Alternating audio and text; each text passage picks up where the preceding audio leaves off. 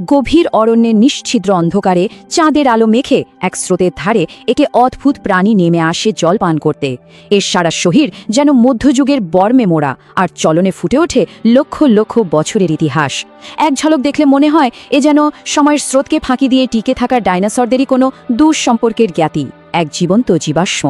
এই প্রাণীটিকে ঘিরে তৈরি হয়েছে দুটি মারাত্মক বিভ্রম।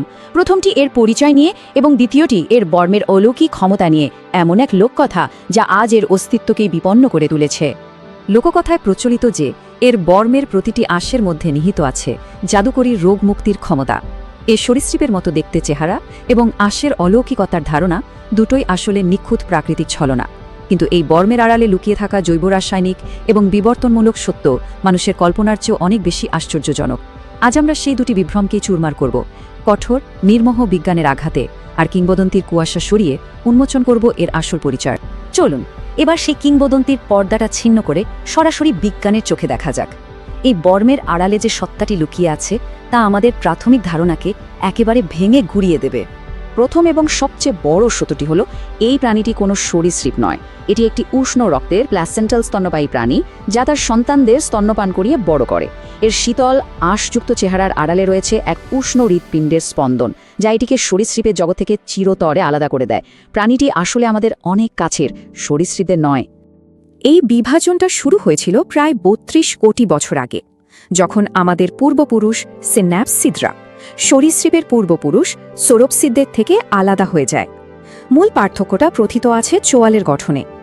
সরীসৃপদের নিচের চোয়াল একাধিক হাড় দিয়ে তৈরি হয়, কিন্তু বনপিপুল এবং আমাদের মতো সমস্ত স্তন্যপায়ী প্রাণীর নিচের চোয়াল তৈরি হয় শুধুমাত্র একটি হাড় দিয়ে, যার নাম ডেন্টারি, যা সরাসরি খুলির সঙ্গে যুক্ত থাকে। আরও আশ্চর্যের বিষয় হল সরীসৃপদের চোয়ালের সেই অতিরিক্ত হাড়গুলো স্তন্যপায়ী প্রাণীদের মধ্যে হারিয়ে যায়নি। বিবর্তনের এক অবিশ্বাস্য কৌশলে সেই হাড়গুলি সংকুচিত হয়ে আমাদের মধ্যকর্ণে স্থানান্তরিত হয়েছে এবং পরিণত হয়েছে ম্যালিয়াস ও ইনকাস নামক দুটি ক্ষুদ্র অস্থিতে। এই পরিবর্তন আমাদের শোনার ক্ষমতাকে বহু গুণে বাড়িয়ে দিয়েছে, আর বনপিপুলের মধ্যেও এই উন্নত শ্রবণ ব্যবস্থা বর্তমান। শুধু খুলিই নয়, এর চলার ভঙ্গিও স্তন্যপায়ী হওয়ার অকাট্য প্রমাণ। সরীসৃপের মতো শরীরের দুপাশে পা ছড়িয়ে চলার বদলে বনপিপুলের পা দুটি তার শরীরের ঠিক নিচে অবস্থিত। এই খাড়া বা প্যারাস্যাজিটাল ভঙ্গিটি উন্নত স্তন্যপায়ী প্রাণীদের একটি অন্যতম বৈশিষ্ট্য, যা একে সরীসৃপের জগৎ থেকে আরও এক ধাপ দূরে সরিয়ে নিয়ে যায়। বিবর্তনের ধারায় এটি তার দাঁতও হারিয়েছে। প্রায় ৬.২ কোটি বছর আগে এর পূর্বপুরুষদের মধ্যে দাঁতের এনামেল তৈরির জন্য দায়ী জিনগুলি নিষ্ক্রিয় হয়ে যায়, কারণ এর খাদ্য তালিকা পিঁপড়ে এবং উইপোকার মতো নরম কীটের মধ্যে সীমাবদ্ধ হয়ে গিয়েছিল, যার জন্য দাঁতের আর কোনো প্রয়োজনই ছিল না। এটি অভিযোজনের এক চরম নিদর্শন। প্রথম বিভ্রম চূর্ণ হওয়ার পর এবার দ্বিতীয় এবং সবচেয়ে বিপজ্জনক কিংবদন্তিটিকে ভেঙে ফেলার সময় এসেছে, আর তা হল এর আঁশের অলৌকিক ঔষধি গুণের ধারণা, যা প্রতি বছর লক্ষ লক্ষ বনপিপুলের মৃত্যুর কারণ হয়ে দাঁড়ায়। বনপিপুলের আঁশ আসলে আর কিছুই নয়, এটি আলফা ক্যারাটিন দিয়ে তৈরি, একই জৈব প্রোটিন যা দিয়ে আমাদের চুল এবং নখ তৈরি হয়। এর মধ্যে কোনো জাদুকরী বা রহস্যময় ঔষধি উপাদান নেই। এটি মৃত কোষের একটি শক্ত স্তর মাত্র, ঠিক আমাদের নখের মতোই। যদিও উপাদানটি একই, বনপিপুলের আঁশ আমাদের নখের চেয়ে বহু গুণে শক্ত। এর কারণ হল এর আঁশে গ্লাইসিন এবং টাইরোসিন নামক দুটি অ্যামিনো অ্যাসিডের পরিমাণ অস্বাভাবিকভাবে বেশি। এর জেনোমে HGT-KRTAP নামক জিনগুলির ৩৫ থেকে ৪৫টি অতিরিক্ত কপি রয়েছে, যা এই দুটি অ্যামিনো অ্যাসিডের উৎপাদন বাড়িয়ে আঁশগুলোকে অবিশ্বাস্য রকমের মজবুত করে তোলে। আণুবীক্ষণিক স্তরে এই আঁশগুলো প্রাকৃতিক ইঞ্জিনিয়ারিংয়ের এক চূড়ান্ত নিদর্শন। এর ভেতরের ল্যামেলা বা স্তরগুলো একে অপরের সাথে ন্যানো স্কেল সিউচার বা সেলাইয়ের মতো কাঠামো দিয়ে এমনভাবে সংযুক্ত থাকে যা এটিকে প্রচণ্ড চাপ এবং ঘর্ষণ সহ্য করার ক্ষমতা দেয়। এটি প্রাকৃতিক বর্ম তৈরির এক নিখুঁত কৌশল, কোনো জাদুবিদ্যা নয়। তাই ঔষধি গুণের দিক থেকে এর আঁশ খাওয়া আর নিজের নখ চিবানোর মধ্যে কোনো পার্থক্য নেই। হজমের সময় এই ক্যারোটিন প্রোটিন ভেঙে সাধারণ অ্যামিনো অ্যাসিডে পরিণত হয়, যা আমাদের শরীর অন্য যে কোনো প্রোটিন জাতীয় খাবার থেকেও পেতে পারে।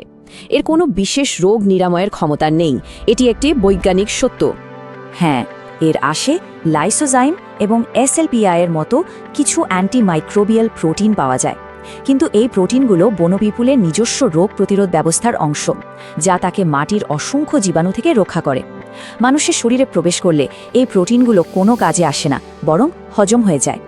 কিংবদন্তির জগৎ থেকে বেরিয়ে এসে এবার আমরা দেখব কিভাবে এই প্রাণীটি তার অসাধারণ বর্মকে আত্মরক্ষার কাজে ব্যবহার করে।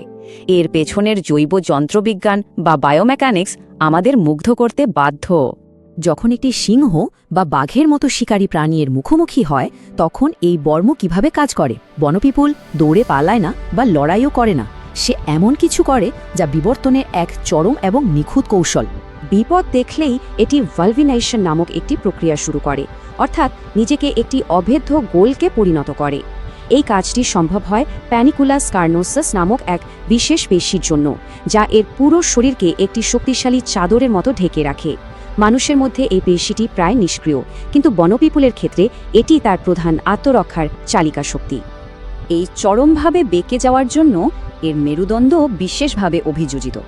এর কশেরুকাগুলোর প্রান্তগুলো চ্যাপ্টা বা অ্যাকোয়েলাস, যা প্রচণ্ড চাপ সহ্য করতে পারে, এবং কশেরুকাগুলোর মধ্যে থাকা জাইগ্যাপোফাইসিস নামক অংশগুলো একে অপরের সাথে এমনভাবে খাপ খেয়ে যায় যে গোলক অবস্থায় মেরুদণ্ড মুচকে যাওয়া প্রায় অসম্ভব।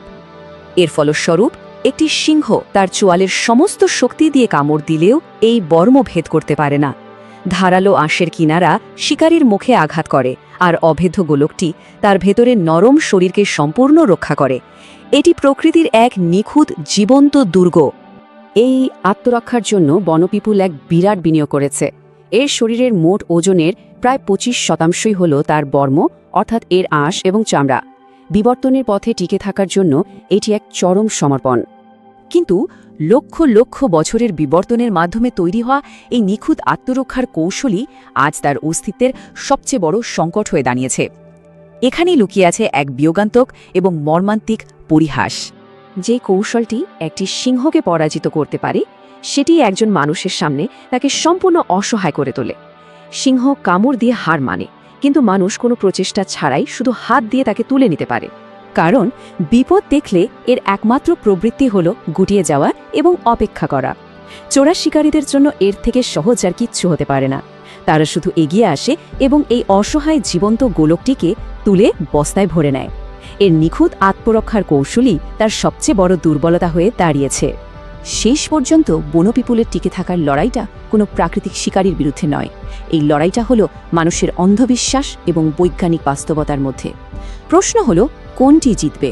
যে বর্ম লক্ষ লক্ষ বছর ধরে তাকে রক্ষা করেছে, তা কি শেষ পর্যন্ত মানুষের তৈরি এক ভিত্তিহীন কিংবদন্তির কাছে হেরে যাবে?